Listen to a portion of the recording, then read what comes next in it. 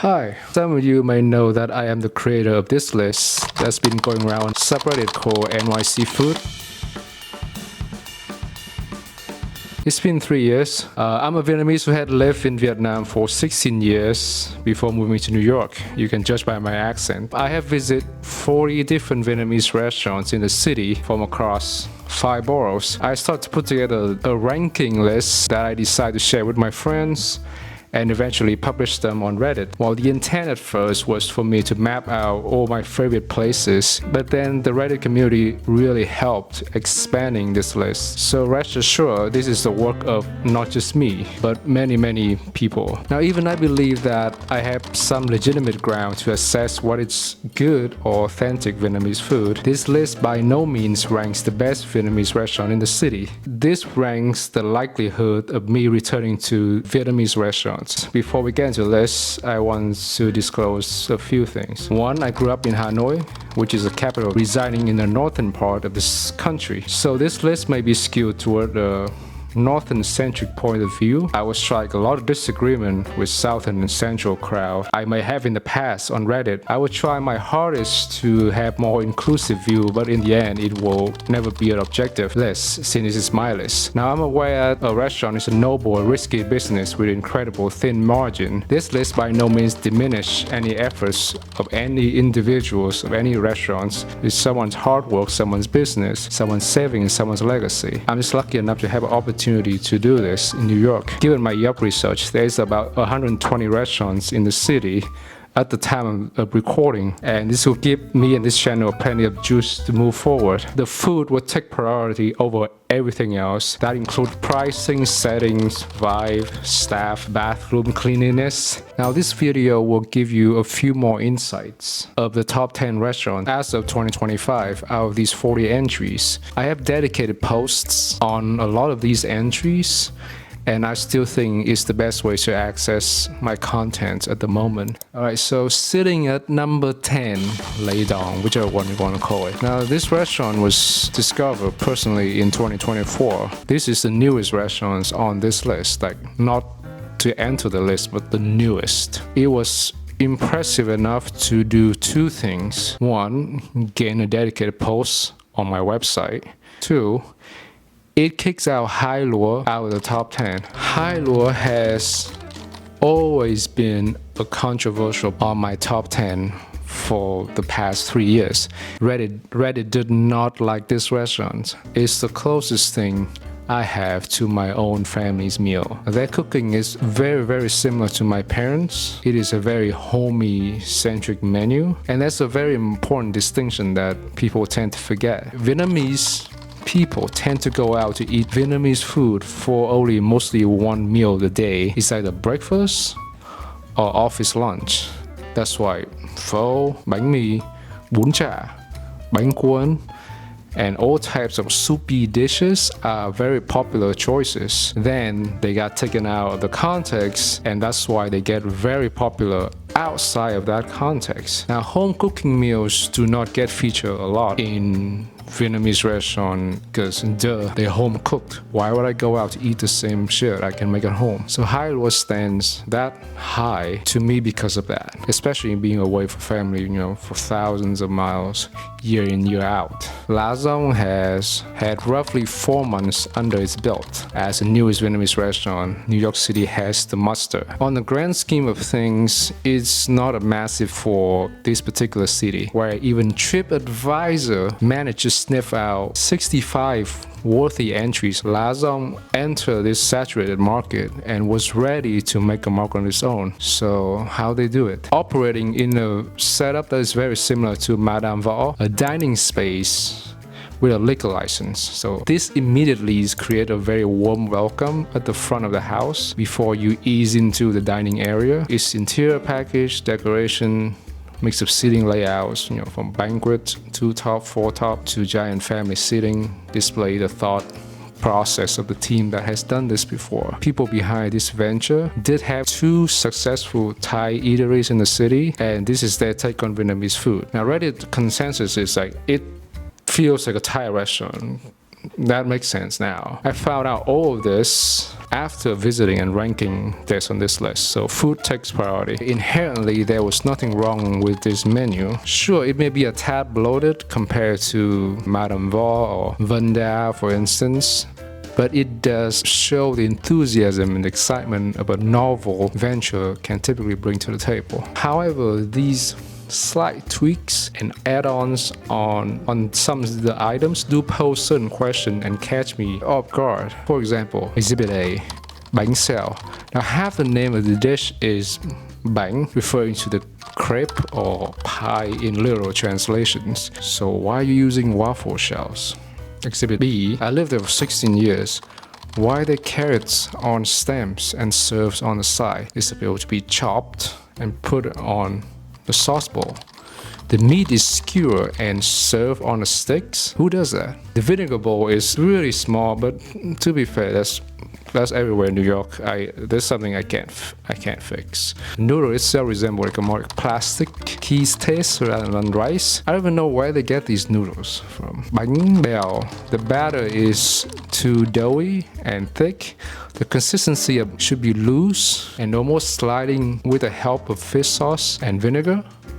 If you can pick the batter up with 2 fingers, it's too doughy, it's too thick. You shouldn't be able to pick it up. The toppings are nice, but the bang part itself is as important as the toppings. These are some immediate exhibits that makes me question part of this menu. It is a very exciting menu with many flaws in executions. The remaining question is, do they taste kind of nice?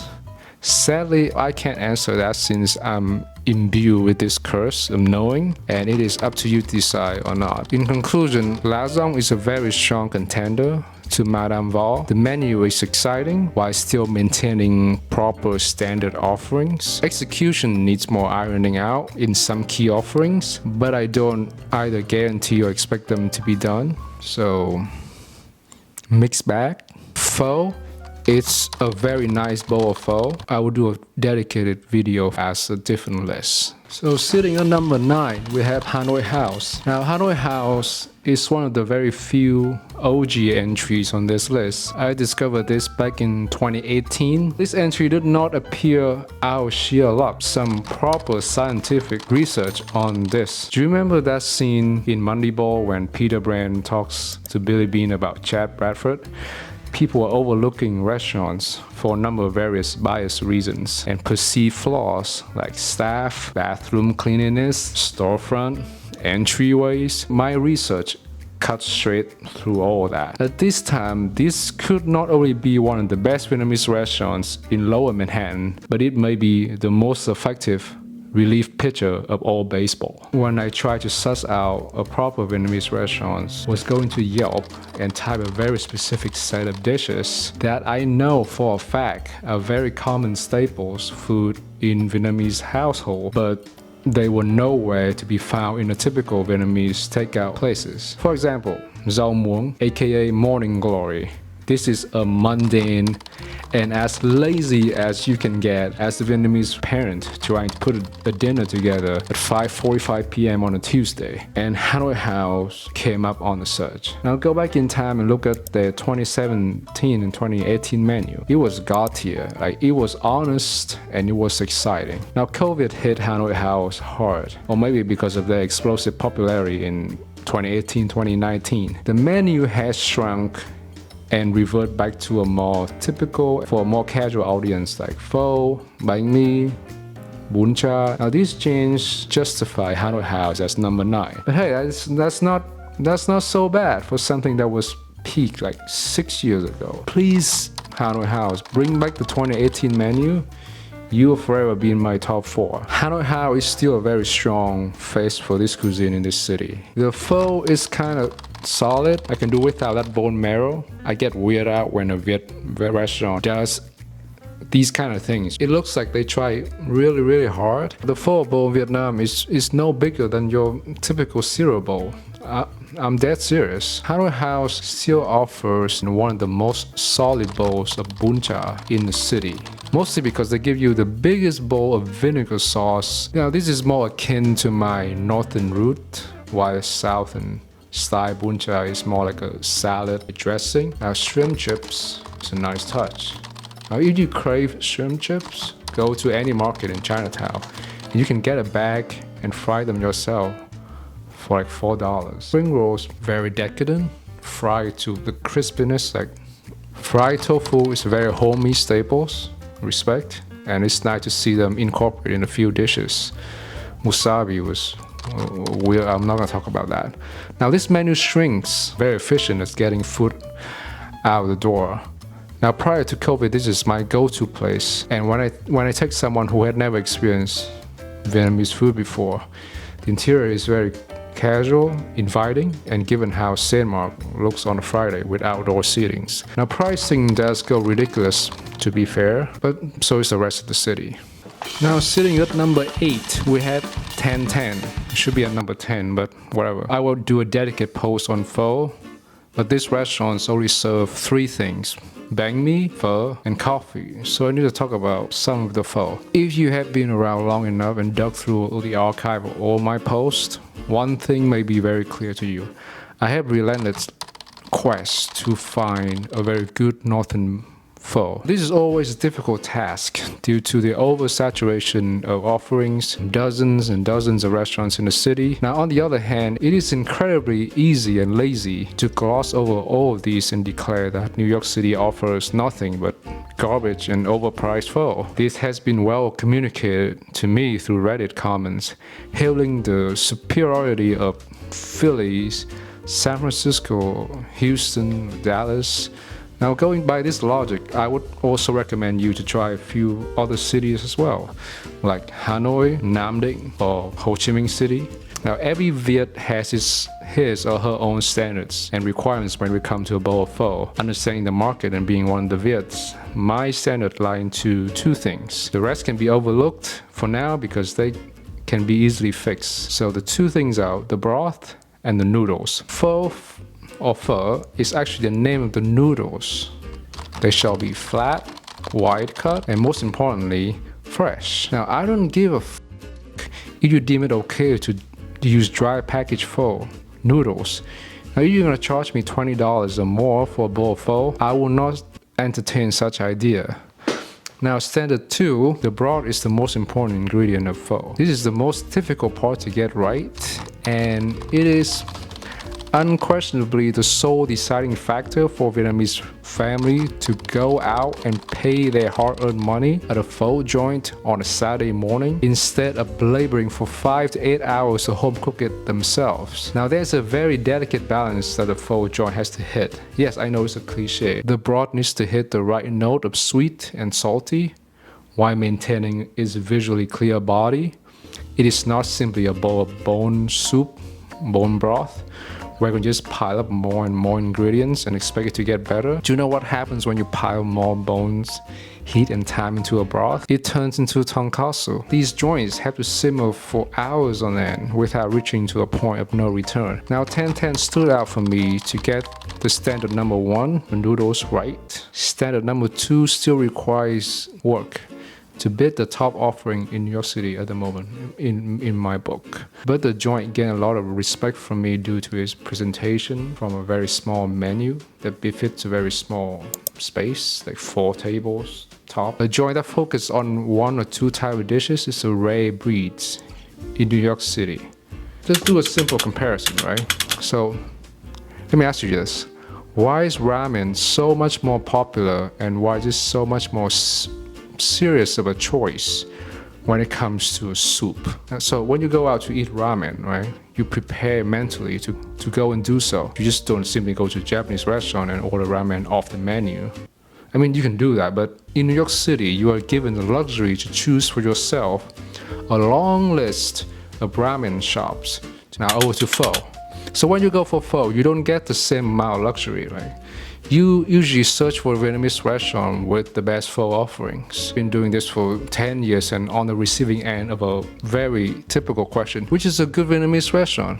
I want some good pho. So there's not much of a pho shop. Ironically, there's a restaurant, a called pho shop. A place that specializes in doing 1 or 2 things. This is just so funny because if you go to Vietnam, you want pho, you go to a pho only place because that's what the entire family of that one shop did their whole lives. Same goes with bún chả, bánh cuốn, phở gà, bún bò Huế. Vietnamese food has never been to that point. At least in this city, someone should be financially conscious enough to make a pho only or bánh mì only shop. You are catering to a foreign market with international palates. Now 1010 is on the verge of giving you something a bit like that. Now this commitment goes further with complementary condiments like vinegar, cut chili peppers, limes, gui, which is pho doughs.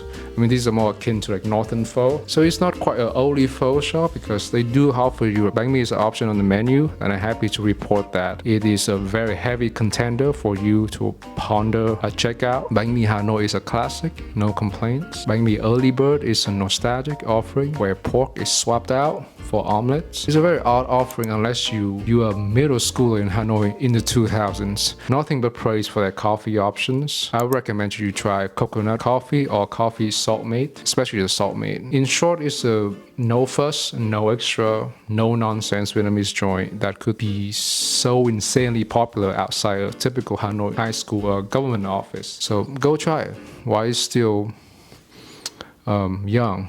Sitting at number 7, Nha Minh, my house. Okay, this is a surprising pick, even for me. It is strangely simply a takeout, but it's like really slaps. Nha Minh should be the new gold standard for what a Vietnamese takeout place should be. It knows its audience. It's in Ridgewood, Brooklyn. It gives you what you know, it gives you what you want, and it gives you what you know you want. That makes sense. So Nha Minh will give you 3 main. Bún, which is a noodle dish, bánh mì, and rice over something. Now, everything below the 3 mains are the different choices that you can, how you want to garnish these dishes. How more welcoming and more beginner friendly than that?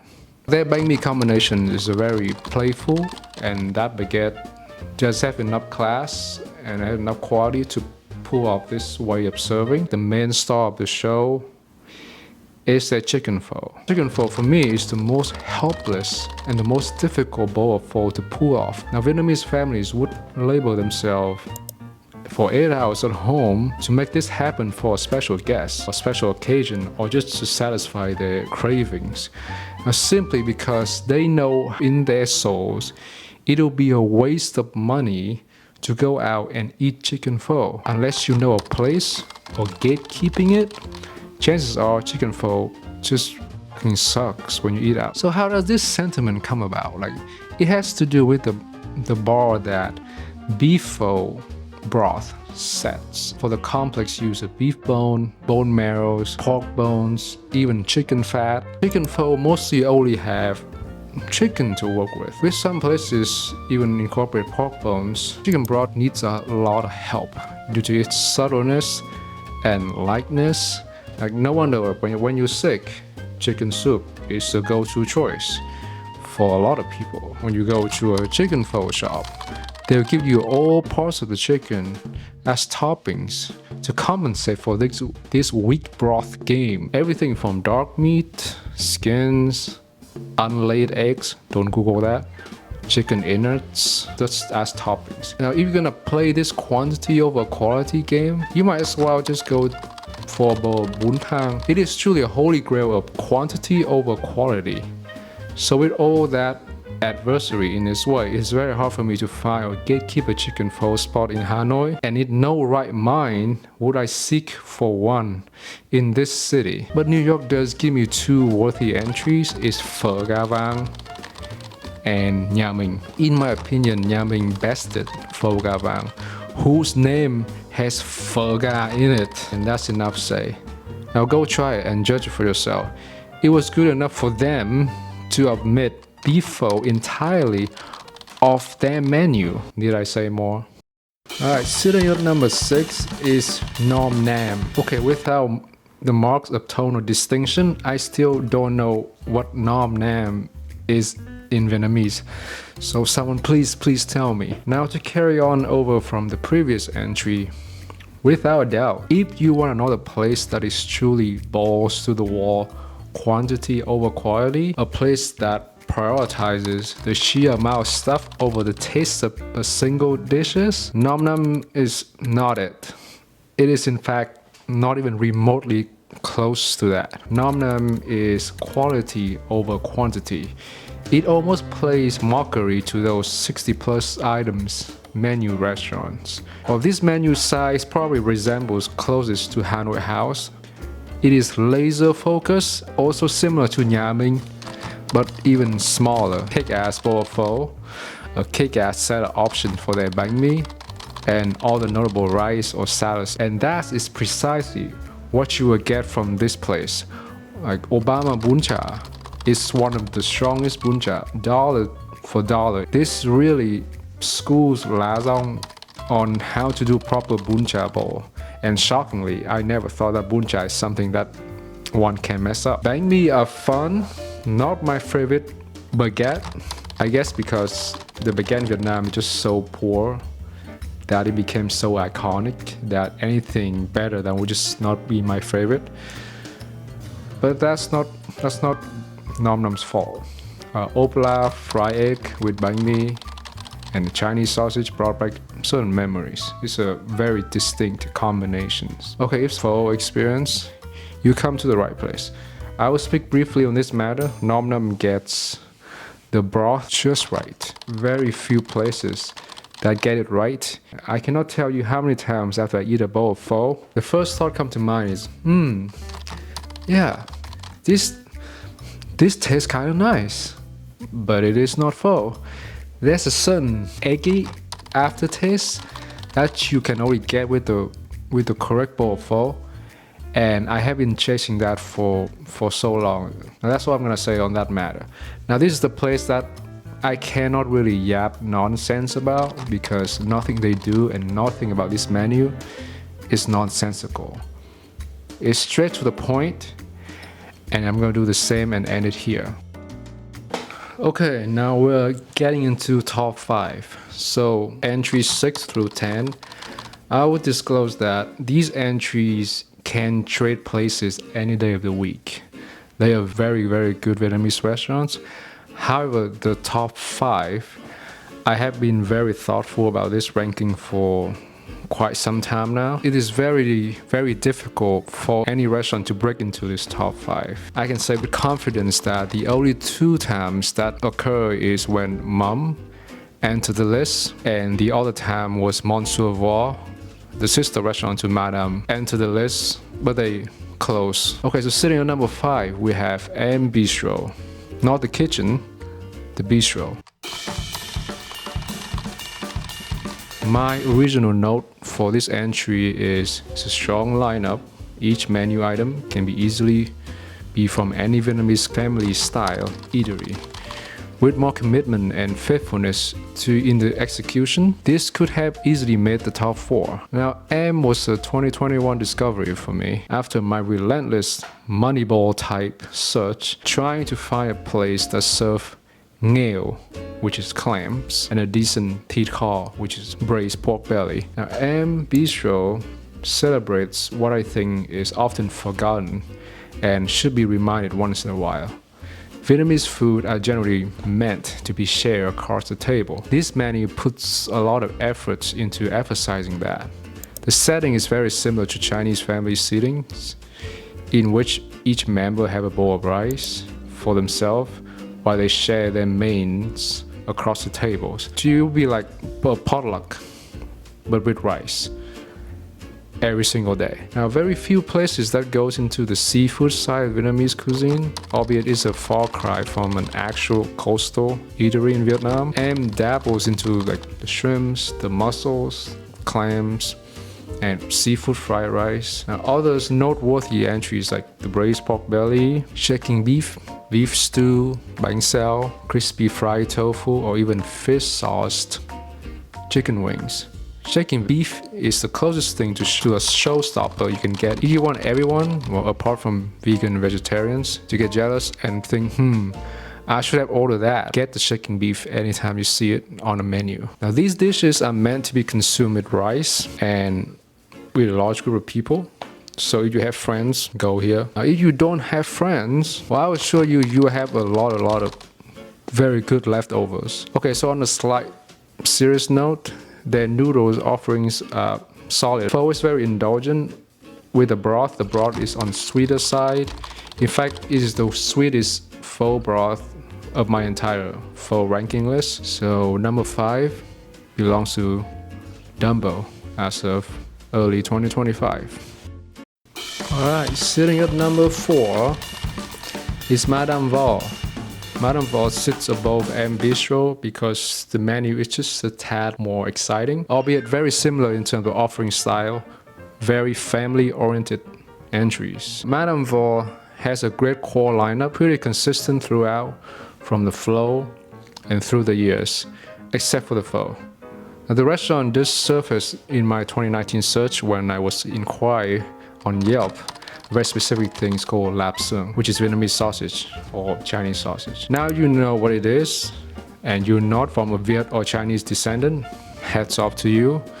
But if you know it and you also happen to like it, you have earned my utmost respect, because I haven't come across from anyone, I mean anyone, that had grown to learn about this thing, tried it, and liked it.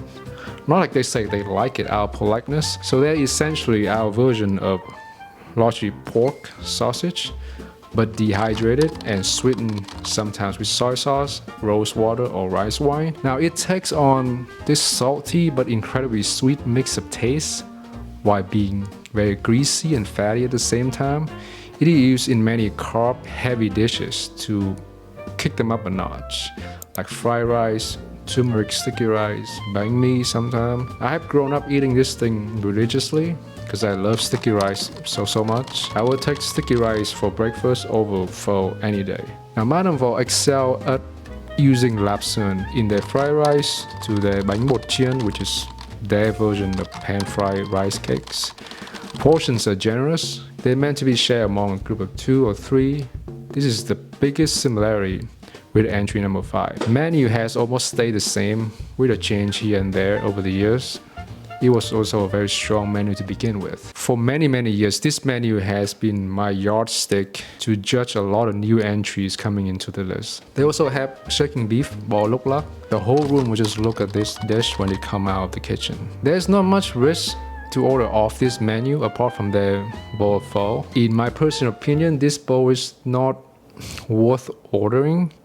I spent many years trying to make sense of this bowl. This video from, that video from Munchie's channel even clarifies how Jimmy went about making them. But man, I had to judge it blindly, and this is not it. If you want a bowl of pho, go elsewhere.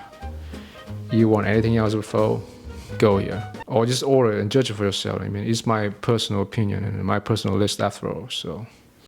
Alright, sitting at number 3 is D&D. Okay, I already hear a lot of boos and a lot of eyebrows raised for this entry. My discovery of D&D marked an important date for me personally. This was when this Yelp research precisely started. D&D happened to be on the top of the bookmarks. D&D's menu looked really good on paper. The biggest elephant in the room is the bowl of pho, which I'm gonna get into it. Yes, I get it. This menu is an expensive one compared to the rest. I would actually argue that it's actually not that more expensive to the likes of Banh or Madame or Bistro. There are about $4 discrepancy between their bowl of pho sitting at $22 as of 2025, and something would typically cost $18 before toppings and add-ons. At this part of the ranking, you can start to see a very common theme across all these restaurants. They nail down the menu. Now, D&D is no exception. It treads across a lot of basics while delivering its own take on things. I have not come across one plate that makes me question the same way that I would question something like from La Zong. The sentiment is always, okay, this is what I order. Okay, this is how they want to serve it. It comes with a mutual understanding that I'm getting what I want. It's just not what I would usually get in the past. If I go to my high school friend's house in Vietnam and his parents made these dishes for me, I would never question them. Like, sure, there may be some questionable add-ons or cooking styles here and there, but I would just assume that they are a bit odd, and this is how their family prefers to cook these dishes. I trust the kitchen enough for them to do their own take on it. Some noticeable choice: chả giò, which is nam, spring rolls, bánh tráng trộn, bánh bột chiên, bánh tráng nướng, bánh thịt nướng, bánh xèo, thịt heo quay, which is pork belly. Going back to that scientific research I did in the past, the key word for DND to show up was chả cá, aka turmeric grilled fish. More common known for the food snob is chả cá lavok or lavok grilled fish. This is the dish that featured in Patricia Schroed's New York Times bestseller, 1,000 Places to See Before You Die. This created such a buzz in 2003 that took this specific dish at this specific joint on this specific street in Hanoi. The street is literally called Grillfish Street, mind you, to this obnoxious popularity. Now, I remember it cost like about $10 in 2003 in Vietnam to eat at this place. Madness. The key is the color yellow and the dill. Lots of dill. Very exciting to see it among D&D's offerings. I think they capture some of the goodness that I associate with it in 2003. Yes, I'm aware that it's $48. It used to be $32. Jesus. Alright, back to the elephant in the room. Their bowl of pho. 13. If you haven't checked out my pho list, this bowl currently ranked as number 1 bowl of pho in New York City in my opinion. Lots of stone thrown my way when I made this choice. In fact, this act alone disqualifies my list in a lot of people's eyes. And some people do find this restaurant pretentious. Some even claim that the staff even told them not to order the pho because they all collectively hate them. This is based on a Reddit comment. So the biggest issue is the price. Okay, apart from the price, 13 is the dish in question.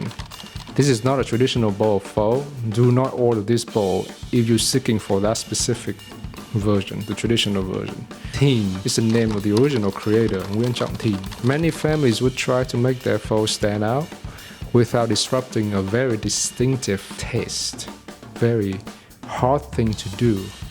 And this guy's recipe took off. Do you know how mental that is? Pho had been around for many decades. Specific tastes that people do not to seek anything outside of this taste. Especially when everyone has a wallet as big as 2 grains of rice. People did not like to gamble their money away. But with thousands of families opening pho joints with the slogan, family recipes for generations, how would you stand out without breaking this taste? The recipe stood out by prepping the beef, or in the past the buffalo meat, differently. Beef is stir-fried lightly, not to the point of being well done, with chicken fat or oil, spring onions, garlic, and ginger before serving with the rest of the bowl. It is a quick, efficient, and affordable way to add lots of flavor to the meat. This is the traditional dipping into the broth. And it's incredibly popular in the capital. D&D's offering is just that. The bowl is known for having all the green veggies, all that crap on top, hiding the goodies below. Broth is correct, it's rich, it's very fat, and has this egginess to it that I haven't gotten much anywhere else. The noodles. Do you know how hard it is to get this done right in New York City? And people claim it's not a big deal, like it's just noodles. Because yes, granted, the most restaurant will just give you dry packaged noodles. This is akin to a round small noodles is used in Southern pho. But okay, it is big deal for 2 reasons. One, even lots of pho joints in Vietnam do not make their own noodles. There are certain places that produce them in bulk and deliver to these restaurants around 4:30 in the morning before the shift starts, because pho is a breakfast food. And second reason is Banh, which is the restaurant sitting number 2 on this list, is about to open their sister restaurants on 3rd Avenue. Their very first post on their newly opened Instagram account is, "We are the New York City first restaurants to serve freshly made pho noodles." Okay, I'm pretty sure they are not the first at this point, but they have made such a big deal out of it. It is a big deal. Now these machines to make these noodles, they exist. And this is a size about a regular treadmill. Sure, if you're not gonna labor and play with hot plates and PVC tubes and cutting noodles by hands and buy these machines. Alright, sorry, I got tangent into these pho discussion again. But last but not least, pho donut or pho dough. Chinese would call it yu tao. Very, very essential for a bowl of pho. If you order a bowl of pho, yu tao or gui should be given to you without additional charge. Charging this is equivalent of charging Parmesan and pepper flakes at a pizzeria. Due to its carby, very doughy and crispy nature, it's meant to soak up the broth and give you essentially a side dish. Making these things close to nothing. It doesn't cost you much. So why are you charging me $4 for 2 of these? As I declared many times, pho tin in D&D is one of the very few that is worth eating in New York City. Yes, I said it. Fight me. Sitting at number 2 is Banh. Okay, as far as the years go by, one would think that I should be rational about going about these things. Objective? Probably not, because it's my list. But rational? Absolutely, I should be. However, it's incredibly difficult to be rational around this restaurant. It is by far breaking any rules and perimeters that were set out and expected of a Vietnamese restaurant. Banh is head and shoulder above every Vietnamese restaurant in the city. It was boiling out above its skin. Now, when I put together a detailed post for Banh, the very first sentence is, Banh on Amsterdam Avenue is the best Vietnamese joint in New York City, and was also very certain that this will not be dethroned anytime soon. I wage authenticity very high while ranking these places, but it's certainly not the most definitive quality to win above all else. If it is to my taste, I will consider it very seriously. Well, ideally, I want both. Authenticity, for the most part, is overrated. I'm sure someone already had a take on this, but here is mine in the scope of Vietnamese food landscape. Viet food in general is a great representation of how to combine very cheap local ingredients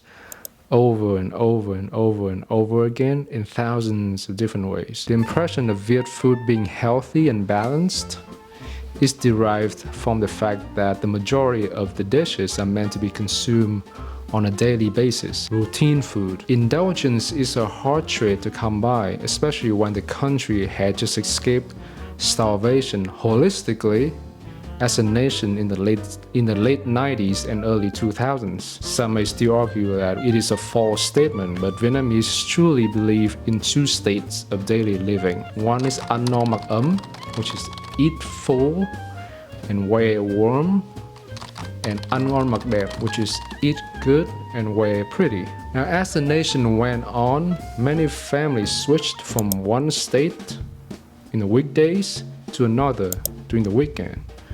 Some switched altogether. Some never experienced the first state at all. And in the minds of many, eating good and eating indulgently are the chances to try out different cuisine, instead of redoing your daily food with more expensive picks. Upscaling Viet food or reinventing it is simply not in many's minds. Now, from a commercial standpoint, upscale Viet restaurants with upscale prices will ultimately suffer the same fate as many fast food chains that enter this market, losing out to street vendors or home meal. Vietnamese eat out to experience novelty, like exotic ingredients or cuisine, or just simply pick out, like going to a buffet. Now, in this far distant land like New York City, authenticity is already a tall order. So what does upscaling providing one's own twist do to the experience? Can we mask authenticity with our own creation and spin as a new thing? Can we arguably skip the original and go for a remake since we already know what's the old stuff? Can we even judge the new thing from any standpoint or any reference besides that it tastes kind of nice? So where does Banh sit in all of this? Now, Banh, for the most part, presents faithfully a lot of dishes, while kind of doing its own thing from time to time. It provides me with new ways of enjoying same dishes that I had eaten many times before. But if it fits my liking and my taste, does it matter? However, this is not the reason why Banh is ranked this high on this list. Many of its restaurants stand out for their signature dishes or their way of perfecting certain popular recipes. Banh stands out for it's an indirect promise. You will always have a mom in me. Okay, that doesn't sound right. Banh is like a mom, like a mother. Mom makes a lot of dishes, routine dishes, everyday dishes, seasonal dishes, occasional dishes. Banh is a carousel of weekly surprises. This is a great trick to pull everyone in. Commitment demands the most passionate group of people to pull it off. This is almost like a cheat code. Their special ranges from things like bánh cuốn, a very common breakfast in Hanoi, steamed rice rolls with ground meat, topped with fried onion crisp. Now, thịt heo quay, which is pork bellies, our own version of a chicharron. Bánh đập, smashed rice cake, a popular plate from the city of Huế. Bánh bèo, water fern rice cake, another popular plate from Huế. Cơm cháy, a crispy rice with fish sauce. Cơm means rice. Cháy means burnt, a very common thing to eat before the wide adoption of modern rice cookers. Bún cá Hải Phòng, a fish noodle soup from Hải Phòng. Honestly, I haven't tried the original, so I can't really comment on this, but I get to try it here. These are just a few of their rotations in 2024, and chances are they are doing something completely different right now. Now, Banh graces you with its warm interior and thoughtful presentation of the menu. The menu is shown through a QR code that includes a small reel of how each dish gets its finishing touches before arriving at your table. Incredibly enticing and helpful for the first-time visitors and people with limited exposure to the cuisine. Now, Banh shines the most during the Tết holiday, Vietnamese Lunar New Year. Now, during this time, Banh offers two special experiences. One is a reservation-only dinner event held in a few nights before Lunar New Year. Sure, the price is arguably ridiculous, but it's a great experience if you miss home that much. And the second is special Tết food items, things like bánh chưng, giò, mứt. You can order individual items or a whole basket online. Sure, the price is also ridiculous, but I think you get the point. Now, as of early 2025, reservations can only be made on site, so expect a 15-30 minute wait. I guess that's better than hunting for weeks on Resi or open tables. Now, Banh remains my number one spot to take my friends or big groups. Once they're familiar with the Vietnamese food, then I will take them to the number one spot. If I have to pick one Vietnamese restaurant that represents the cuisine in the most meaningful spectrum, Banh is it. Banh is the complete package. And to this day, I still feel bad placing Banh in a second place. The sole reason is because of Mom's existence. First and foremost, last but not least, sitting at number one is Mom NYC. Now, I was pulling my hair out when putting together a post for this restaurant in summer 2022. On one hand, this was a big surprise, as it's absolutely dethroned Banh, and decidedly so. On the other hand, it was a long time coming when I followed the founders of this restaurant for quite some time. Okay, I didn't follow them around the city. If I'm not wrong, and correct me if I'm wrong, the founders are the couple who used to work at D&D, the entry number 3. They left and did their own thing where they would sell home-cooked meal on Instagram. Things like soy mud came to mind. Then Mom NYC took place probably not long after the actual restaurant. Okay, this menu is relatively small and a lot of rotations going around every season or so. So what's the difference between this and Banh? Because it seems to kind of doing the same thing. So Banh has a core menu and then they rotate their special in as weekend items. Mom just rotate the menus all together every season or every 6 months. So for example, right, for the past winter, got tím chiên, fried eggplant, peanuts, egg and soy sauce, nem chay, vegan spring rolls, one of many few that actually worth trying. Đậu mắm hành, fried tofu with scallion and fish sauce, family staples. Phở Thái Lan, sauteed sirloin steak pho, very rewarding beef choice. I've talked about this exhaustively on a 1010 post. Phở bò is the traditional offerings. So what wins over Banh? This is why it's important to point out that this list is from Vietnamese after all. Mom takes the authenticity card and just runs with it. They could possibly not care about anything else but the food, and I would totally be okay with it. EU box 70 Forsyth and 78 Forsyth, which is the address and places in Hanoi or Ho Chi Minh City, it will not look out of place.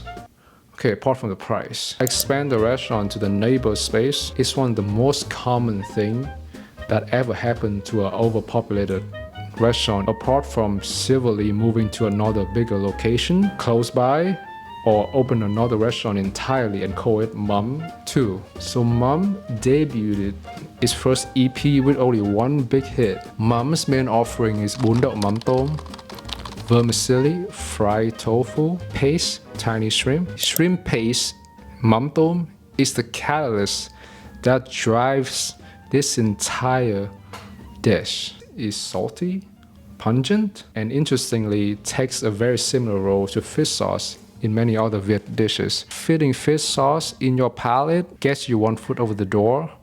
This fermented paste takes the other foot in and everything else with it. Getting this right is like 80% of the dish. The other 80% volume of the dish hold less importance in my eyes, in spite of the overloading indulgence like fried tofu, rice vermicelli, intestines, chả cốm, which is rice sausage, blood sausage, boiled pork belly. These components are very indulgent, but the overarching intention is to keep these very tame in the seasoning department. They are not the star of the show, they're just a mere vessel that the shrimp paste make its way into every taste bud left that you're willing to surrender after overcoming the pungence. Now, this commitment to tailoring the experience as authentic as possible breeds through all the details: plastic chair, plastic stools, same height, same layout, same colors even. And in the summer, you're on the sidewalk next to the street, you're eating street food, chopstick, toothpicks in plastic containers. These seem like a stuff of dreams to someone that got these experience week in, week out as a kid and in early adulthood. One food joint specializing in serving one thing is how many food joints in Vietnam are operated. However, operating in this specific method on this land, they pose a challenge very unique to Mum. Now, Mum's commitment or strategy to go all in on authenticity would possibly isolate newcomers and or casual diners that occasionally look out for a new but vetted experience. However, this hypothetically can only get you so far in growth, and at that point in time I did make some prediction that one of these outcomes, like Mum's offering, will expand beyond bún đậu mắm tôm to 5 more, 10 more, 20 more items to a full-fledged menu, or 60. Please don't be one of those. Mum's will stay as a pop-up and they're just testing the water beyond taking orders from Instagram. That's how I discover them. Or Mum would change the strategy and adapt to a more casual goers. I mean, that's how a lot of Viet restaurants stay around and becomes monstrously popular. But one thing for sure, Mum is currently the best Vietnamese restaurants in New York City. Okay, so that including this lengthy video, I hope it was somewhat watchable for some of you. So what does this mean moving forward? The next one, I will go into more detail about the pho entries. It is relatively shorter list because I believe that not all the pho in the city is worth having. The eatery lists will keep getting updated. I do a catch-up post on Reddit every year or half a year. I will also provide opinions and advice in the comment section on Reddit, so you're welcome to check them out. There was a lot of meaningful discussion going on in these at least 6 Reddit posts at this point. That means that I can do a video every 6 months or so to update on the list if there are a lot of changes happening. In my experience, everything from 6 and below are very much up for the taking. You can recommend restaurants in the comment section. I will add it to the master Google Map link in the description. I acknowledge that the list is very Chinatown centric and I'm trying to prioritize all the neighborhoods. The most anticipated Banh, Anh Em, which is the Bang's sister restaurant. San Saigon is a vegetarian options. Bricolage in Brooklyn has been on the list for many years. I could never justify the price. Plum over on Upper West Side. Check the list if I'm missing your picks. Look, I understand that there are the major flaws go into ranking the restaurant this way. Apart from the biggest one is essentially it's one man opinion, so you kind of have to take my word for it. But hey, you can always check others lists like TripAdvisor, Yelp, Michelin. I heard she's pretty famous. So another major flaw of ranking the likelihood that I will return to one of this restaurant is if I like a place, of course I'll return for more and even have a better informed opinion and judgment. But in contrast, if I don't like a place from a get-go, it will most likely not get a second chance, and I start to realize that it's effectively not fair. As a result, I will try to add another mechanism for this to happen more likely, apart from my own free will or someone to pointing out the list is trash, or because XYZ restaurant is above restaurant ABC. So I'm gonna add one of these two things. I can add a live ranking list so you can vote for the entry you like the most and see how much it deviates from my personal list. And I'll publish the result of the two lists every 6 months. And if something is reviewed so much, then I will go back and visit more and more. Or the second choice, B, is to make a pair ranking like hotornot.com, then let the chart figure it out. This is much more engaging. I also made a Patreon because but since I don't have a sponsor yet, so this video is sponsored by 23.com, the leading website on ranking Vietnamese restaurant in NYC from a most personal and selfish point of view. With $0, you will be able to access the website with no ads, interruptions. Sign up now with the code. Why are you signing up for the first 12 months at $0 a month? Man, I'm talking too much. Alright, let's go edit this thing.